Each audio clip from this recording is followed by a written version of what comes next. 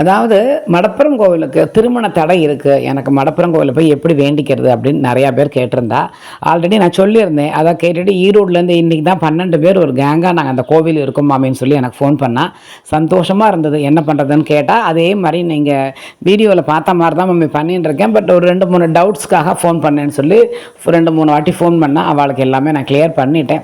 என்ன பண்ணணும் அப்படிங்கிறத சொல்கிறேன். ஒரு சில பேர் வந்துட்டு 28 வயசு ஆகிடுது மாமி, எனக்கு 30 வயசு ஆகிடுது, 35 வயசு ஆகிடுது, இன்னும் எனக்கு கல்யாணம் அமையலை மாமி, என் பையனுக்கு கல்யாணம் அமையலை, என் பொண்ணுக்கு கல்யாணம் அமையலைன்னு அம்மாவும் ஃபோன் பண்ணுறக்கா, அவளாவுமே எனக்கு ஃபோன் பண்ணுறக்கா. மம்மி எனக்கு 35 வயசாக இருக்குது, எனக்கு இன்னும் கல்யாணம் ஆகலைன்னு பையனும் பேசியிருக்கான், பொண்ணும் பேசியிருக்கா. ஸோ அந்த மாதிரி கல்யாணம் ஆகலை அப்படின்னா எப்படி வேண்டிக்கணும் அப்படிங்கிறத நான் சொல்கிறேன். திருமங்கலின் சரடு ஒரு 11 சரடோ ஒரு 21 சரடோ கையில் நீங்கள் வாங்கிக்கோங்க.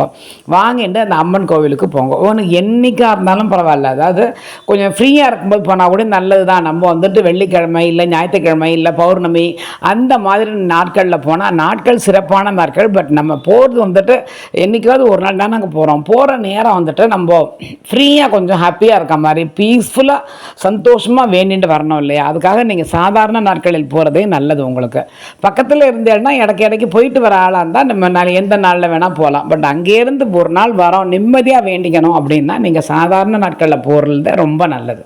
சரியா? 11 21 சரடை நீங்கள் வாங்கிக்கோங்க. திருமங்கலை சரடை வாங்கிட்டு கோவிலுக்கு போய் அங்கே கோவில் வாசலில் வாங்கிட்டாலும் பரவாயில்ல, இல்லை உங்கள் ஆற்றுலேருந்து நீங்கள் வாங்கிட்டாலும் பரவாயில்ல, அதான் அவள் பாதத்தில் வச்சுட்டு கொடுக்க சொல்லுங்க. அந்த 21 11 சரடை பாதத்தில் வச்சு கொடுக்க சொல்லிவிட்டோம். அதுக்கப்புறம் அதை ஒன்றே அவள் பாதத்திலே வச்சுருங்கோ. அப்படி இல்லை அந்த மரத்தில் சைடில் மரம் பிரதர்ஷனம் வரும்போது மரம் இருக்கும் பார்த்தீங்களா, அந்த மரத்தில் கட்டிடுங்கோ, இல்லை அவள் பாதத்தில் ஒன்றை வச்சுருங்கோ. பேலன்ஸை எத்தனை இருக்கோ எல்லாருக்கும் கொடுத்துட்டு ஒன்றே அங்கேருந்து ஆற்றுக்கு திரும்ப கொண்டு வாங்கோ. இதில் வெத்தலை பாக்கில் வச்சு கொடுத்தாலும் பரவாயில்ல, இல்லை நீங்கள் திருமங்கல சரணை மட்டும் அவள் கையில் கூப்பிட்டு கொடுத்தாலும் பரவாயில்லை. இந்த மாதிரி பண்ணுங்கோல, கண்டிப்பாக 3 மாதத்துக்குள்ளே உங்களுக்கு திருமணம் எப்படியாவது நல்ல ஒரு அமைப்பாக கண்டிப்பான முறையில் நன்னா அமையும். ஸோ இந்த மாதிரி பண்ண முடிஞ்சவா தயவு பண்ணிவிட்டு கூடிய சீக்கிரம் நீங்கள் பண்ணிவிட்டு வாங்க, திருமண தடை நீங்கி நடக்கும்.